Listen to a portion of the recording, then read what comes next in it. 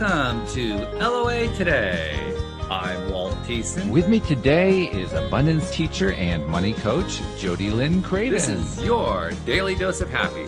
We are so happy you decided to join us today. And Streamyard is giving us a hard time today. I just got a notification that we are not successfully streaming to Facebook. So not sure what's going on over at Facebook, but if you were trying to connect in on Facebook and you're not hearing us, that would be very difficult to know what I'm saying right now. Well, what do you know? Laugh out loud, right? That's all you can do. You know, if you're on YouTube or if you're on LinkedIn or whatever, yeah, you've got us. But if you're on Facebook, sorry, listen to the replay. That's all I can tell you. Go to YouTube or somewhere else.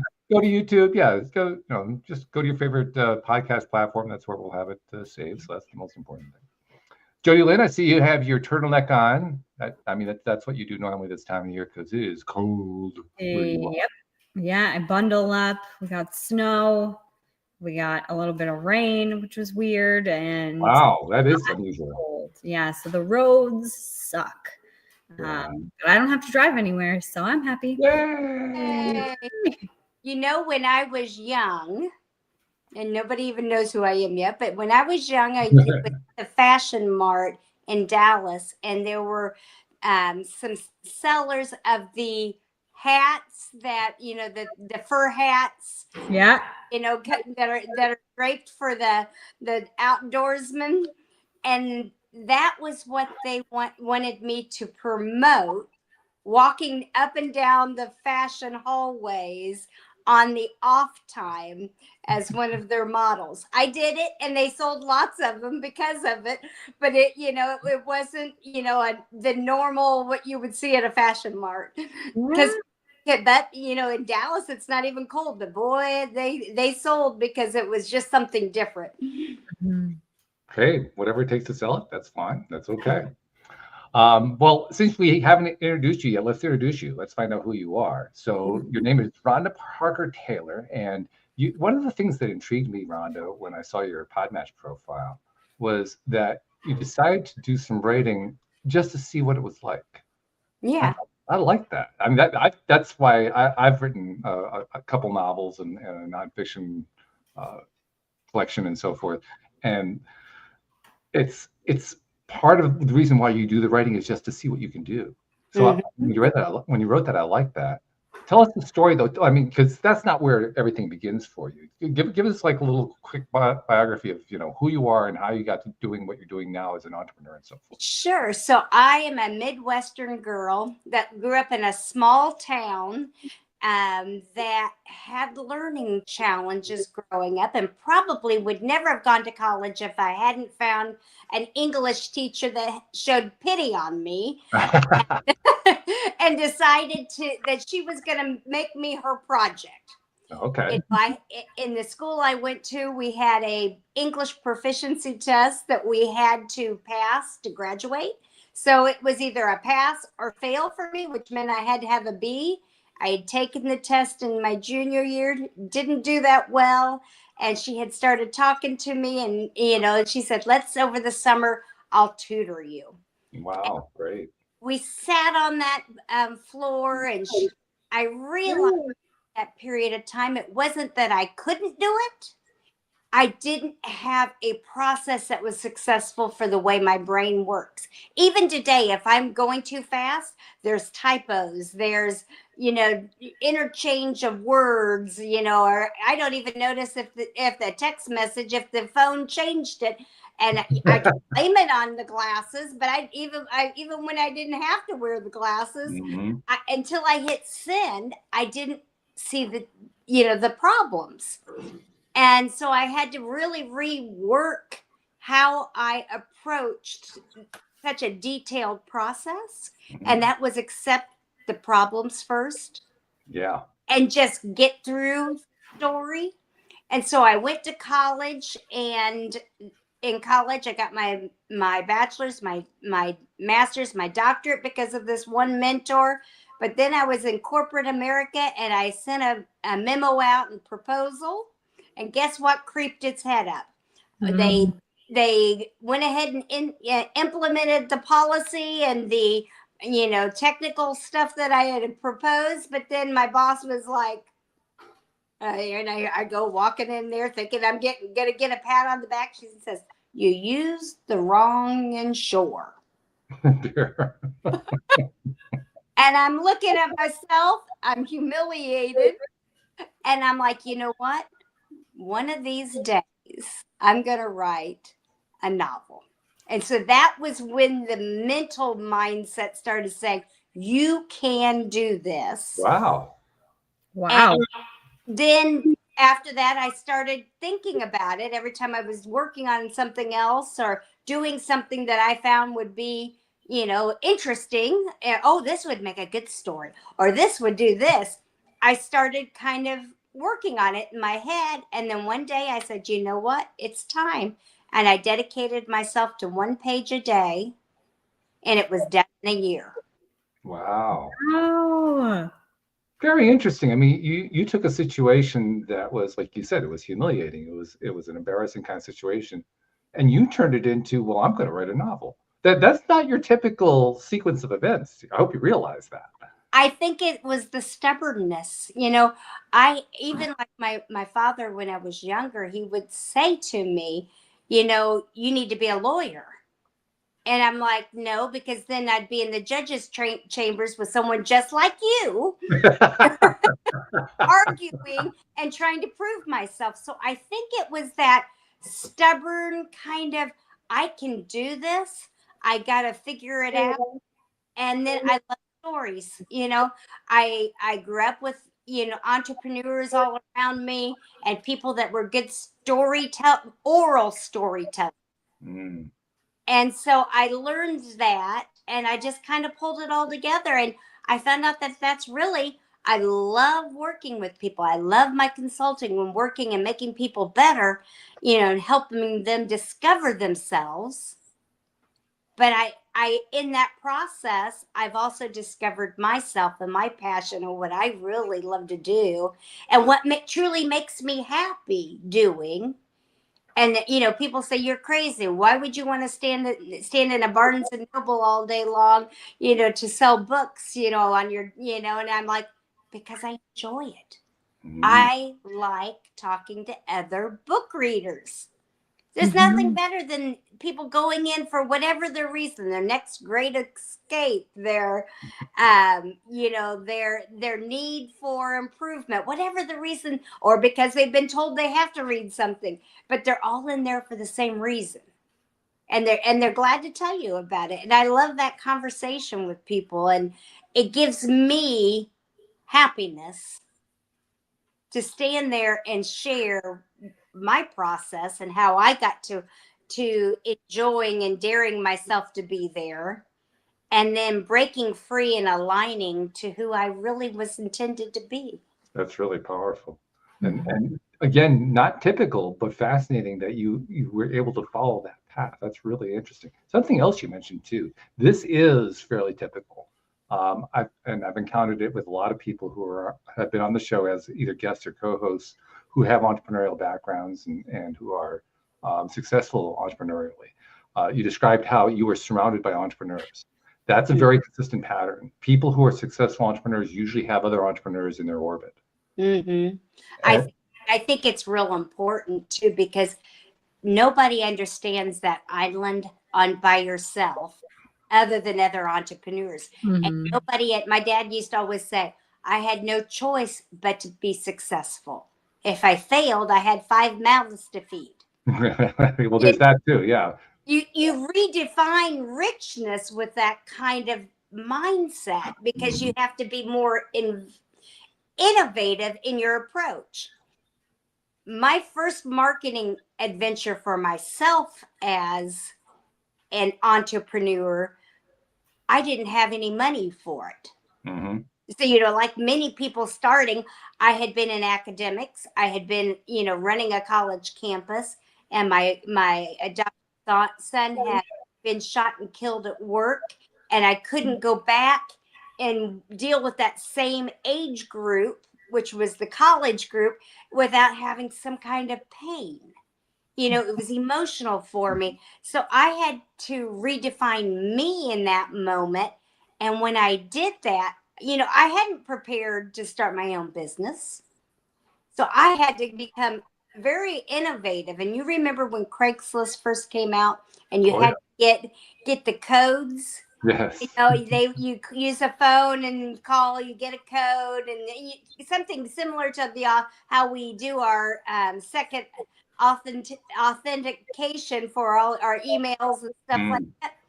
Well, I was like, well, I can only be in one city then. So I started in Indianapolis, and then I'm like, wait a minute. There's a payphone on every corner. And I don't even have to spend that 25 cents for the call, or 50 cents, I think it might have been, because I can hang up before I go and put the information and hang up before it connects the call. Then it called me back. I get the code because it was free for incoming calls, and I had an ad in every city for free. That's awesome. Very innovative. I love how people come up with ways to game systems. That's a great one. That's one of the best ones I've heard. I love it. But think about it. Somebody's going to see me, on the corner of 38th and Meridian, and then they'll see me on 21st and, Penn, and then they're going to see me on Emerson, and I'm standing and once a month I took my little laptop and, because, cell phones back then really didn't have reliable internet, and I would go and I'd re-up it again until I didn't need I had enough referrals because I serviced those clients, know. And then I was able to just take off. But I realized then that aligning with my purpose was important, but my pockets needed money too, because I like to eat. It's funny how that, yeah. Well, I was also reacting earlier to the fact that you were surrounded by entrepreneurial influences, because my case was actually quite the opposite. I did not have entrepreneurs in my family, in my orbit. The closest I had to entrepreneurs is I had a grandfather who was a slumlord, and I had an uncle who was a con artist. That's about as close as I got. So I didn't have the kind of, that kind of network. This probably helped you a lot, and you don't even know it because when you think about it, as an entrepreneur, you have to be creative in how you're going to make your money and how you're going to set your systems up and streamline things. And then, of course, as you get bigger and you're not a solopreneur, you can do, but a con artist right there, they already know, hey, I got to be creative. I got to be innovative. I got to get out there and hustle. And that's, you got all, you did, and you didn't even know it. That definitely gives a new way of looking at what used to be an old pain point. So we like to do around here is, how can we flip things around? Well, that's a good one. I hadn't thought of that one. That's a good one. Jody Lynn, I mean, I know you've had some entrepreneurial influence in your background, but like how big of a role has that played for you in terms of your own entrepreneurship? I mean, when I was growing up, I guess my parents were entrepreneurs in the way that they had a farm and they were about the tax deductions and stuff like that. But that's kind of what sparked my entrepreneurial spirit, was really tax deductions. Like, what can I write off? You're telling me if I start a company, I used to race horses, Rhonda. And so my dad's like, just make it a company and then you can write off beer and clothes. And I was like, sold. I can spend this money tax-free on beer. Done. So that was kind of what sparked it for me. But until later on in my life, I didn't become, I mean, I was the solopreneur having those things. And had different jobs or different, companies, quote unquote, throughout my, early 20s. But it wasn't until I was like 26 that I got serious about business and like learning and hustling and decided that was going to be my thing. And luckily, the brokerage company that I went to work for, they were all entrepreneurs and they were all about helping each other, being in business, on your own, but not by yourself. You always had somebody. So that was hugely important, especially when you're working on commission and, you don't know where your next client is going to come from or, whatever. And just like you were saying, Rhonda, if you've got, food, or you need food, you want to eat, and you want to pay your rent, you want to do those things. So that influence of those other entrepreneurs was very, very helpful for me. I think you brought up a really good point about the tax deduction, though, because I was sitting here thinking, how many times did I maybe go on a trip and do something on that trip so I could write it off when I was younger? Oh, there was a show, or, oh, wait a minute, let's go to London and go to the, whatever. And yeah, you're right. Those tax deductions definitely helped. Now they're getting slimmer. Yeah. That's part of the challenge, is figuring out what the next one's going to be. Mm-hmm. Right. Yeah. And how you're going to be successful, because something people need to think about right now, we're getting ready to change administrations. Things are going to change. Mhm. And they keep telling us just how much it's going to change. We'll see one day if it changes as much as they say that it's going to be. But what is that going to do to us? What is it going to do to our cost? What is it going to do to our, ability to, market, or, whatever it may be, develop a product, whatever it might be? What are those new rules going to do? So it is time to start really paying attention to what that means to us as business and entrepreneurs. No matter how big or how small, you still have to pay attention to it. Mm-hmm. And you were talking earlier about, I can't remember the word that you used, but you were talking about flexibility and like being creative. Mm-hmm. I used a specific word and it's not coming to mind, but I think that is at the heart of every great entrepreneur, is that creativity. How are we going to bend? How are we going to change what we're doing? The immediate thing that flashed in my mind when you were talking about administration change is the new TikTok ban that's coming for the United States in January, I think it is. There's tons of people who are making money there that are going to have no opportunity to make that same money, as I understand it. I could be wrong, but that it's just going away. So they're going to have to shift gears in a big, big way. And I think that's where some entrepreneurs really fall down, is in that creativity process and like believing that there's always a way. So I'd love to hear, Rhonda, about more of your mindsets around doing that, because it sounds like you've had a lot of people say you can't, or you won't, or you shouldn't. And you're like, yes, I will anyway. Yeah, and that's true. And I think that the first thing is you walk with intention. I'm not just talking about your business. I'm talking in life. Are you getting your sunshine so that you're happy?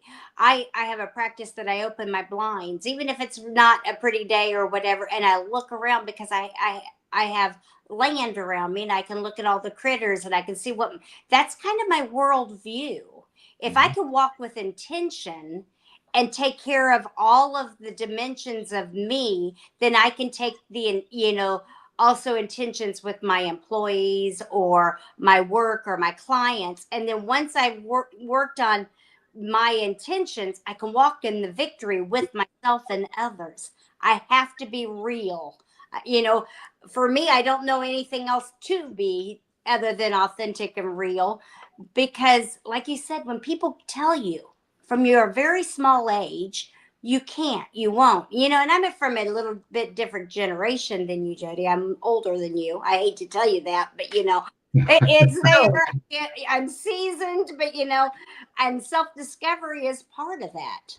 And realizing that if you're not being authentic to yourself and you're aligning your vision as a person with your vision of your corporation also, you can't push through anything. You're dragging yourself through basically a crime scene, because in your mind, you're saying you should be going this way, and your gut is telling you should go this way, but you've aligned a vision that's way out there here somewhere that doesn't make any sense. So as a leader, it's very important to deconstruct yourself before you construct your processes, because I know I have to edit. So if I don't edit and I don't read it or have my computer, it's even better if my computer reads it to me, so I can hear it, versus my eyesight and my visual of what I'm doing, I'm going to not embrace a process that will work, because I am a flawed individual, and I have to accept that. So I can dare to be me, but I also have to be understanding and show grace to myself and say, my goodness, you might have a lot of resilience because you bumped your head a lot, but you've also made a lot of mistakes along the way that just, doesn't make sense if you don't break free of all of that baggage. I could have, align myself with a purpose and then realize that my purpose isn't even really my purpose. I have to do the work. I have to deconstruct what is it that I really want to happen. And then, like I said, I found my passion in the writing, and I've realized, wait a minute, you're good with people, which thank God for emotional intelligence, because I'm not the brightest bulb in the bunch. I can go out there and I'm good with those soft skills, and I can make a difference. And then guess what? I can entertain them with a fiction novel.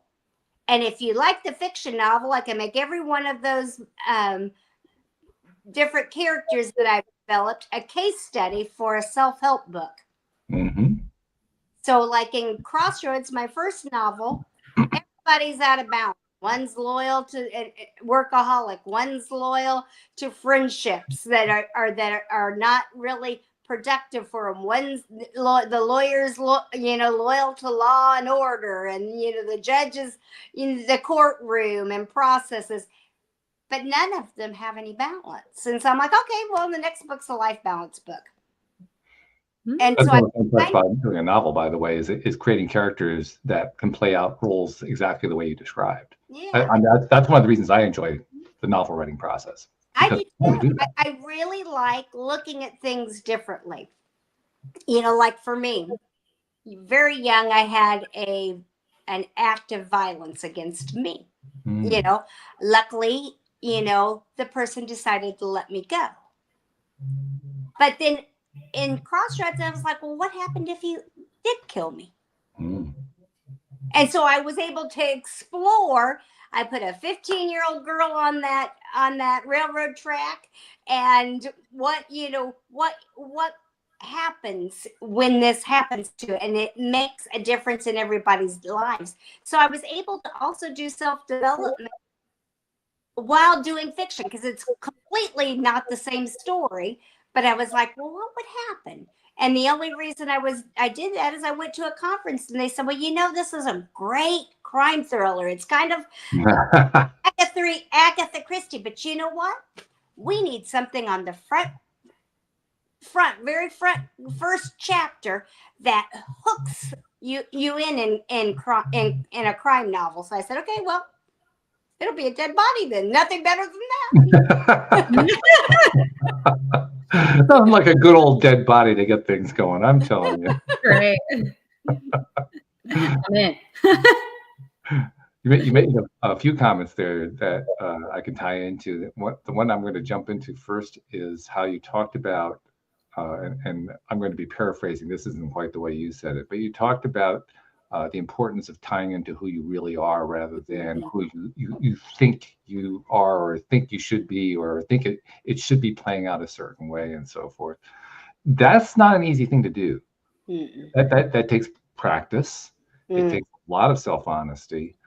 It takes getting to know yourself in a way that you never really did before. And then it takes making the change and making the shift.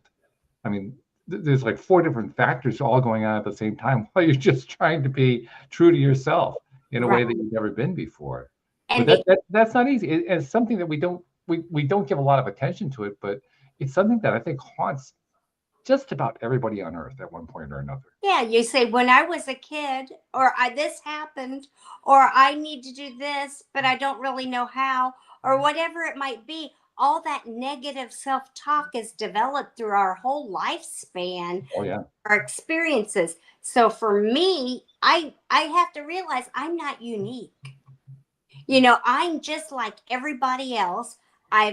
we've all had deaths in our family. We've all had, some kind of trauma, drama, someone not nice to us, somebody that broke our heart, whatever, all those things that are part of what also makes life fun. And I hate to say that, all those things make things fun, but wouldn't it be boring if every day was the same and we had the same emotion every day? Oh, yeah. I came to the conclusion that I had to make my resilience my radiation. So I become radiant with the fact that, you know what? Yes, I've lost my mother to breast cancer. Yes, I lost my father to emphysema. Yes, I lost my, favorite young man that I adopted and made that choice to my whole life with, to violence. Yes, I've had financial issues. Yes, I'm a nutcase sometimes, so by just embracing that, I can have a resilience that's radiating from the fact that I survived me. That's a good point. That resilience comes out of self-honesty. Yeah. Knowing that you every day still have to get up, and we are our worst enemy, and that negative talk allows us to give ourselves an excuse. If we can say, oh, only if, then the inner beast never comes out. And I found that I let people sometimes even, I think it was even self-prophecy. If they could dim my own light by their words, then I never got to meet that inner beast. I never got to fulfill my my own prophecy. I never, realized that I have a fearless story because I was too busy making excuses. Well, and my sister called me on it. Anybody have an older sister? Either one of you have older sisters? Yep. Oh my goodness. One day she's like, because I had 5 novels sitting on my desk, and I was telling her that I'd gone in to get something off the disc, and the file that I was trying to pull out had been, disintegrated in some way, and I was afraid my novels had. She said, "When are you going to do something with that? Those books, those things, kind of like like they're non-existent." She'd read them, and I said, "I don't know. I've got this client." And I've got this, and when this happened, I just didn't feel like it was the right time. And when the publisher pulled out the first time, it broke my heart, and I don't know if I can go through it. She said, she's like, "That's bullshit. I call it bullshit." And I don't, and I'm like, "What do you mean?" She says, "You're afraid to be vulnerable." And I'm like, "You don't know anything." No, you only know me all my life. And it took me a second to really think about it. And then you know what? It took me about 2 more weeks. I found a publisher to help me get it out there. And Wow, and because she was right. It was had already been edited by a publisher. It already been the first one. It already gone through the whole process. And 2 years into the traditional publishing process, they pulled the contract. So they killed it. So it had already been there. And so I'm like, okay, I'm, going to be 60 sometime soon, and I'm like, okay, am I going to go the traditional route again? And I'm like, oh, I don't know about that, but I'll start sending query letters out. Then I was like, do I do the self-publishing? Well, okay, you're a scatterbrain. Are you going to have the barcode in the right spot? And do you know enough about what to do and how to do it? And went into KDP, and it's talking about you have to have a contract and put it out there, and then you can't put it anywhere else. I'm like, well, my dream is to be in bookstores. That's because that's my generation. You have to have a book in your hand, right? And so then I started looking at the hybrid people and found Minster Media, which is owned by J.J. Hibbert. And I started talking to them, and then they explained the process and how they do things. And yes, they would put it through the editing process again, because here again, I'm very insecure about that editing process. because I've been slapped around a few times. So Mm. much so that I was afraid to read as a young kid and would make sure I was in Really? the nurse's office Wow. with a stomach ache anytime we had to read out loud so I could be home and watch Leave It to Beaver and while everybody else was standing in front of the class. So I'm like, oh, so let's make sure this is done right. And they read it, and the editor made a suggestion and said, you really need to get Merrill Hemingway to read this. And I'm like, why would Merrill Hemingway care about Rhonda Parker Taylor, who barely graduated, hears all this negative talks, that doesn't know how to write, that, nobody, believe could do it. And, wouldn't it be better to go with somebody like Freddie Krueger, probably? And they're like, no, she says it's all about life balance and mental health. And we have someone that can deliver the letter if you'll write it. Ooh, wow. And I'm like, well, I can write it. What do you want in it? And don't we want to put it back through the rest of the editing? And then she's like, no, she'll want to see it as is to see if there's anything that she feels like she can support. Okay. Wow. And, okay, so it took me, probably that weekend and plus a few days and a few cocktails and of some sort, maybe some caffeine, Good. I finally hit that send, and it took about 2 or 3 weeks, and got a message back with a YouTube video. Wow.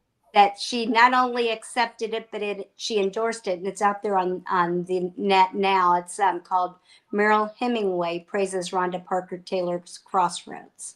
Wow. Congratulations. And I'm like, oh my God. Yeah. Now you're talking about a person that, emotionally, I'd like to say I have the best emotional intelligence and I've studied it. But, I'm still that little girl that's running home watching Beaver. And I turned the video on and listened to it. And I was just stunned. I'm like, why would she do that? She knows nothing about me. How can she believe in me and say she'll write the foreword and tell me that, and include me in her book club? Why would she do that? And then the final line really kind of got me there. And that was, she said, we all come to a crossroads. Ooh. Where we have to make decisions, and that determines our whole life. And then she talked about her family and legacy, as Ernest Hemingway being the great writer, and her being the actress, and her sister being the model, and then she says, and sometimes you have to realize that even chocolate has an expiration date. Oh. And then I was like, she kind of got it. I'm like, she got it. And I was like, not only did it send chills, but I think I probably stayed up all night and was the first 1,000 views. Just watching it over and over and over. Because I couldn't believe it. And everybody's like, are you going to get up off that computer and do something else other than listen? I applaud you for that. I think that was actually one of the best things you could have done, because you were programming your mind to believe that you deserve to get that kind of accolade. That was fabulous. And nothing comes without a price. And for me, the price was realizing that it was time to take the pain and make it my purpose. Mm. And that I had to have the raw reality of my life, that if I were going to succeed, I had to listen to my dad. And that was a big one for me. And one of his favorite things was, if it's meant to be, it's up to me. Oh, that's nice. And so I used to buck that. I would want to hire friends and they're going to be, next to me. And I realized my journey was too much into making others my projects and success rather than working on my own. Wow. Really interesting. Really interesting. I love how a number of things have happened in your life that you have kind of coalesced into that storyline of personal change, personal development. Mm-hmm.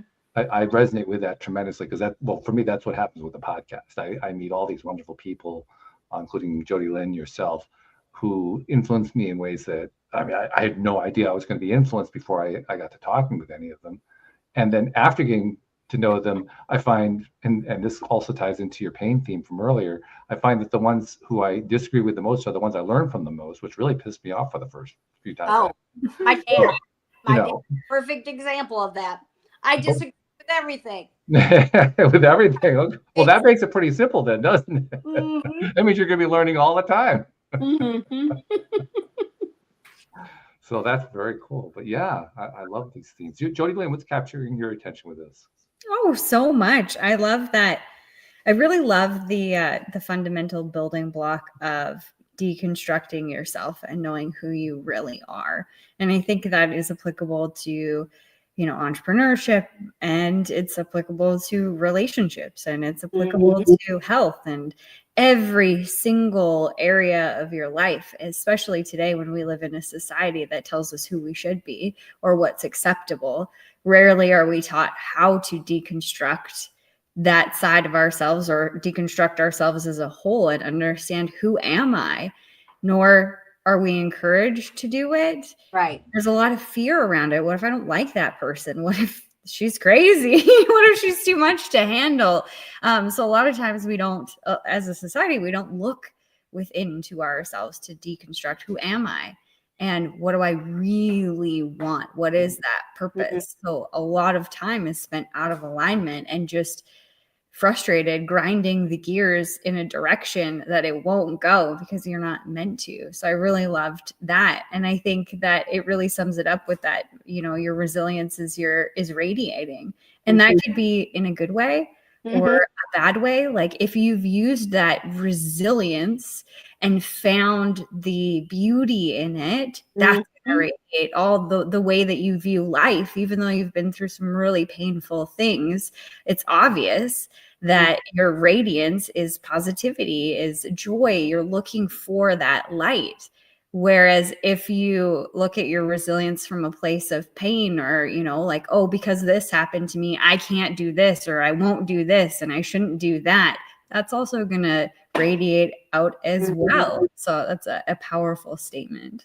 Because pain and both require some kind of action if you want to go somewhere. And you're right. I can say, oh, I, don't like family gatherings because there's death associated, or relationships because there's death associated eventually, right? Because that's the cycle of life. But to me, I have even found now that even in death, there's beauty. Because the people around you, the traditions that you start making, whether it's a grandmother, a grandfather, a mom, dad, friend's family, whatever it might be, you realize that life is beyond just our own expectations of it, that there's a cycle. And as you teach people that cycle and accept that, yes, one day we will all die. And yes, maybe we wish we all lived in the Bible times where it would be 230 years or whatever. I don't know if my body could handle that, but it becomes a sustainable future for us, because with every bad moment, there's a good moment. And that really, that mindfulness and deconstruction is so important, because when you realize that that's what life is and find the beauty, it's easy to go through it. But all the noise that's given to us from very young, we have to deconstruct it, or else we really don't know who we are. And you're very right with that. I'll give you a good example that I've been talking a little bit more about lately. I was told from a very young age. You notice everybody's telling me things. I was the second youngest. So everybody would tell me, you're allergic to peanuts. Don't ever get around them. Don't be around them. Don't eat them. You had a terrible allergy to them and you ended up in the hospital. And we didn't think you were going to make it. And, so I never ate peanuts. Well, guess what I found out about 3 years ago? I'm not allergic to peanuts. I can eat every single kind. Because I started out with one kind. I'm like, I don't really like the taste, blah, blah, blah. And everybody's like, oh, but they're so good. But I'm supposed to be allergic to them. I don't know which one I'm allergic to. Try another. I love how she pushes envelopes like that, right, Jody Lynn? Here's something that someone told you is going to poison you. I'm going to go do this. Yeah, let's do it. So I finally, got to where I realized I went to the doctor. You're not allergic to peanuts. And still, though, I want to like peanuts. I don't even mind the taste of them. They're kind of, taste good, but especially if they have salt on them. But or if it's a cashew. But as soon as I put it in my mouth, I feel like I'm gonna die. I'm nauseous. I'm sweating, and wow. And it's the emotional baggage for being programmed. So if we don't ever deconstruct, we can never have the joy of knowing something else that we were told may harm us or isn't our purpose. Maybe you were supposed to be a psychologist and someone said, you should help other people. They should help themselves or whatever, that language and that definition that people gave and limits that they put on us and we put on ourselves, you'll never know. Unless you push it a little bit. Now, I don't suggest anybody out there eating the peanuts. If they've been told that they're allergic to it, please get tested before you try it. It's a good idea, yeah. But we want you to be around a little bit longer, so that would be a good idea, yes. And that's applicable to a lot of different things because, in the world that we live in, we're kind of just told, well, I think this is it. Back if this pill doesn't work or, whatever, right? Oh, you're allergic to this or this is messed up and you can't change it. And we're so stuck in that thinking of, oh, this is just the way that it is. Right. And the more that you believe it, the more that truly becomes your truth. Right. It could even be in relationships. I was on a podcast yesterday with a man that wrote a novel that was on the fact that he was in a loveless marriage for 30 years until he wrote a book on how to find love. And then he realized he was in love with his Aww. And it was the fact that he hadn't deconstructed his thoughts and his feelings and program of what love was and what to do in it to make it a loving relationship. One of the most fascinating things to me is how, now I'm going to speak from my own experience on this, but we can go through life thinking that this whole idea of a deconstruction, this idea of changing our programming, changing the way we're thinking, it's very possible to go through a large chunk of life believing that's really not possible. And I know that from personal experience because that's what I did for the first 50 years of my life. Right. It was a shock, in fact, when I was actually able to make a shift in the way I thought about certain things. And among the things that I was shocked was the ability to change my emotional response to things. I thought that was like ingrained. Everything has a particular emotion attached to it, and that's the way it is. That's the way. And when I was actually able to prove to myself that I could do it, that I could shift my response under a given set of circumstances, I was absolutely stunned. I really didn't believe. I mean, up until that point, I didn't believe it was possible. And then when I proved to myself that it was possible, it was like, well, first of all, the deconstruction started to happen immediately. I didn't even have to work at it because all this stuff that was going on in the back of my head started falling apart because it was all based on a lie. Right. Take the lie away and all the other stuff just kind of disintegrates. It did two things for me. First of all, it enforced for me the idea that we really can make changes. Secondly, it reinforced for me just how easy it is to deconstruct. A lot easier than I thought it was going to be. Mm-hmm. Because I thought it was like going to be like this major project. It's not, but that's the beauty of emotional intelligence. See, EQ is the same thing as an IQ. We're told IQ is what matters. Your EQ is your right brain function, your ability to manage those emotions. And if a great book, any of Daniel Goleman's books on emotional intelligence tells you that you can, and it's in 21 different characteristics that you can do it,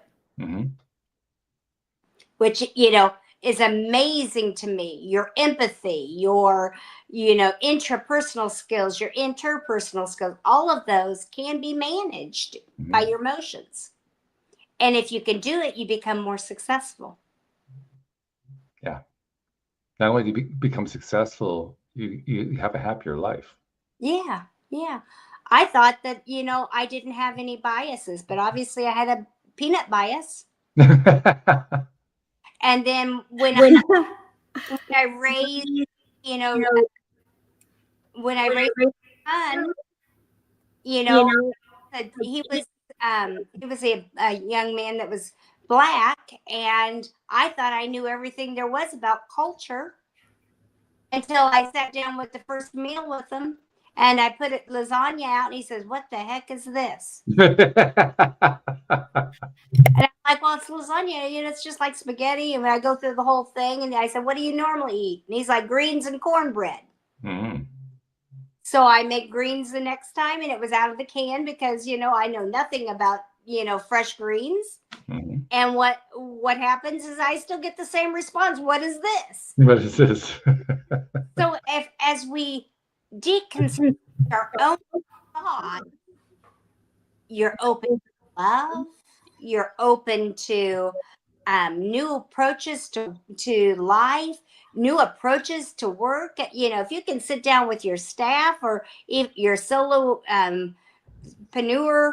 process and say what's working, what's not, what do I need to do to grow, what do I need to do. Like I thought I trying to learn TikTok, and I hope it doesn't go away. But I hope before it does, at least I've learned how to do it correctly. Because I don't have that animation. My followership's low. I don't have that. There's definitely a mastery to it. And we can learn all kinds of new things if we just open our minds to it. Totally. I got a question for you, Rhonda. Sure. When you were writing Crossroads, was it that individual's suggestion for a hook that made you change a story that was fiction, but it sounded like the roots of what happened are actual fact, that this is a real life event that happened to you, but you changed certain things? Was it only because somebody said you need a hook, or had you already started to think about what would it be like if it didn't turn out the way that I thought, or that I see it now, or that I went through it, or how I went through it, but what if it would have went completely different? Or was it a combination of the two? Put the death there. It was already part of the, because it was, there wouldn't have been a jury trial had the death not already occurred. But I had put it, from the facts of the case kind of a standpoint. And when they told me that, I was like, how am I going to write that kind of scene? And I didn't want it to be horror. I wanted it to be realistic. And I didn't want it to be from the victim's point of view, because obviously she's dead. And I didn't want it to be me. And so, but I drew on that experience of what happens when something happens, and where does it end up? And so I was driving I did make it from Indianapolis. So it's a crime-based novel out of Indianapolis, because I know all the sites. I wanted people to learn about the different charming things, not the dead bodies, not charming, but charming about Indiana and some of the history, because you don't really think of Indiana as having much of a history. And so I put all these sites in there, but I was driving home and I took this road, and it was foggy, and it was overgrown, and there was nothing. It was behind a mall, and there was a service road, and it was very eerie. And I was like, that's where the dead body has to be dropped. Ah. And it was on a railroad track. And so the muse of the area gave me the opportunity to drop her there and still honor victims, but take it from the police standpoint of getting the call that someone had seen a dead body. And so the police go, and I took it from their perspective of, one is a seasoned patrolman, the other is a rookie, first homicide, and they have to get the scene ready for the homicide detectives to show up. Mm-hmm. And so it allowed me to explore what would have happened emotionally. What would people have thought if they had found, because it was a knife that, was held at my throat. And if it had gone further, had the person done what they had the intentions of doing, what would have been the response? There would have been a police officer that would have came. There would have been, so I did it from a perspective that way, but it was more acknowledging that I was lucky, and also acknowledging that my characters showed me something too about what happened. I was not only just lucky, but I had a perpetrator that had a conscience. And so I realized that even in painful moments, again, there is a radiance to realize that even in evil situations, bad situations, the good and the light and the hope can be brought into the darkness. And in that case, I was like, wow, all these years, all these phone calls where, a lawyer calls every 5-10 years saying, do you want to be part of a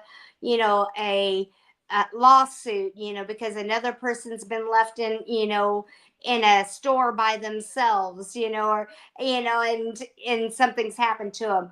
All these different things, all these different emotions was able to kind of be lifted from me and realize, not only were you just lucky, there's hope in everybody.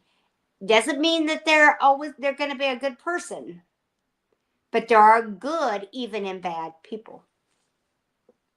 And now all of a sudden it's not a black and white world anymore. Now it's that gray area. Everything. It changes your whole perspective. Why are people now celebrating this? Killed the healthcare CEO because they may not have agreed with his act, but they realize the stress that we're all under when it comes to our healthcare. Mm-hmm. And so why did they make him Robin Hood? Yeah. Mm-hmm. This has been quite the interesting conversation. We didn't even touch on the other. I mean, how many books have you published so far? So the first one is Crossroads. I'll even show it. So Crossroads is the first one. It's a series of 5. The next one's coming out in 2025. It's at the editors. And then this one is the workbook. If I can get myself balanced here, you might see it. I'll peek around the corner. Peekaboo. Called A Journey to Life Balance. And it takes the characters from Crossroads, and it says if you identified with them. Maybe some people might start with the workbook, but it's a workbook approach to getting balance in your life. And I'm not talking about just work and home. I take 13 different characteristics of you and say, let's set these goals. What are you going to do to make your significant other happy that doesn't cost any money? What are you going to do, to make sure that you guys are still lively things up? What are you doing with your finances? What are you doing with your integrity piece? Who are you basically? And have them do what they do in psychology first. And that is, if tomorrow you wake up and everything is perfect, What does that look like? Go shopping for it. Get that house. Get this. Put it all out there. And then let's create the plan to get you there. Because when I did it, I thought I wanted 13 bedrooms and 10 dining rooms and this big glorious house. And guess what? I don't want to clean it. I don't want to pay the bills for it. I don't want to maintain it. I want a smaller house for me and my loved ones. And I want yard. I want my own park. I don't want to have to, listen to city noises, but I want to live in the city. So I realized that, hey, you're barking way down the wrong trail if you're looking at these other houses, because that's not who you are. You want to see deer, you want to see fox, you want to see coyotes come through. Now, I'm probably not as lucky as Jody, because I bet you get to see moose and everything else, bear. That my dream is to see bear. I want to see bear in the wild. I might be crazy. Yeah, there's bears here. But that's who I am. So why am I even envious over somebody's picture on Facebook that has 13 bedrooms and 10 dining rooms? It's not who I am. But we do that, don't we? We look at others and we get envious. We do. We need to be drawing things to a close, which is kind of sad because this has been a lot of fun. But first things first, we got to tell people more about, obviously they can find the book on Amazon and all the different bookstores, because that was one of your goals, to make sure that the book is in all the different bookstores. But how do they find out more about you? They can go to my website, rhondaparkertaylor.com, or any of my social medias, rhondaparkertaylor.com. I tried to make it very easy for everybody. The only thing is, remember, Rhonda's with an H, or you might end up, I don't know, in some kind of offshoot website if you don't put the H in there. And just come and join us. Let's talk. Let's have some fun. I love the name of the podcast. And hey, if you enjoyed the show today, make sure you like, share, and tell everybody about it, because there's nothing better than having a community that you can network with and have fun and think about life from a different perspective. Fantastic. Yeah, I love it. Well, we have a couple more things we need to do before we're done here. And by the way, I'm glad that you're so receptive to having people reach out to you like that, because that just makes it even more personal. I love that. But a couple more things we need to do. First of all, something I want to share with you that I've been sharing with guests now for a few years, because I noticed a number of years ago that people like you come onto the show and you have so much that you're sharing about what you've learned along the way in your own life. And you're sharing it not just here, but in many different places, many different forums, and sharing with people that you've never met, never seen, never will see, and you don't know how it all plays out. As a result, we have a tendency to kind of think that nothing's really happening in that arena, that if we don't see it, if we don't hear about it, then it didn't really happen. But it did. It did happen, and it played out in ways we didn't even know about. And so we kind of give that short shrift, I think. We kind of say, that doesn't really matter so much. Well, it does matter. So that's why I like to say, on behalf of those people you've never met and never seen, never will meet, never will see, who you've been affecting and helping in ways you didn't even know about, on their behalf, thank you for what you're doing. Thank you. You're making a big difference in this world. Well, thank you. I really appreciate that. And I hope anybody out there, anybody realizes that no matter what you're going through, put one foot in front of the other. You'll be put on the TV right now and watch all those cartoons for Christmas, because they all tell you the same thing. And soon you'll be walking at the door. But if you want the Japanese version, the longest journey is shorter by the first step. And when we do that together, I don't have all the answers to anything. All I can say is get the professionals involved that you have to. For me, I've had times where I've pulled into buildings that I didn't even know. I just knew it was some kind of religious something or other, and started crying, and then let them lay hands, put me on mats, turn me upside down. I didn't care. Let's get the authentic conversations together so that we realize that, we're not here alone. That's true. Show kindness and compassion in the same day that we had someone cut us off and cuss us out. Yeah, that's when you know you're getting really real with somebody. Jody Lynn, you're the one I always go to the diving scene. You have so much material to work with today. I'm not sure what you're going to pick. Oh man, you ready for it? Go I'm for it. ready, I think. When we first started the show, or right before we hopped into live, Rhonda, you were worried that it would be what I perceived as a boring academic performance, or that's my impression of what you were worried about as we went into this. And to my delight and surprise, and everybody listening, you were so captivating. This was such an incredible conversation. What I love is that you have taken a place where most people escape, whether it's writing or in books themselves, and you've used it as this beautiful tool to explore the possibilities and the different perspectives that are at play. And I think that more people in our lives, in our world, including ourselves, need to step into that different perspective, see a different perspective. And as you said, I'm going to echo your words, deconstruct who you really are.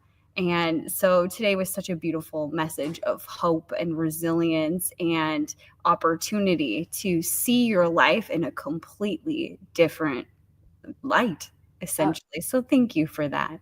Thank you. You know, you used a great word, opportunity. You know, let's all get lucky.